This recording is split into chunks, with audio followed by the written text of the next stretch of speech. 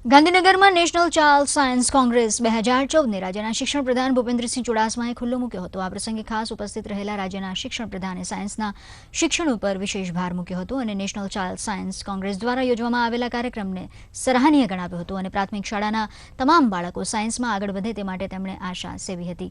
જોકે એન્જિનિયરિંગ પ્રવેશ અંગે વિવાદિત પર્સન્ટાઇલ પદ્ધતિને ગુજરાત હાઈકોર્ટે રદ કરી છે, ત્યારે હાઈકોર્ટના નિર્ણયની સામે રાજ્ય સરકાર સુપ્રીમ કોર્ટમાં અરજી કરશે તેવું રાજ્યના શિક્ષણ પ્રધાન ભૂપેન્દ્રસિંહ ચુડાસમાએ જણાવ્યું હતું।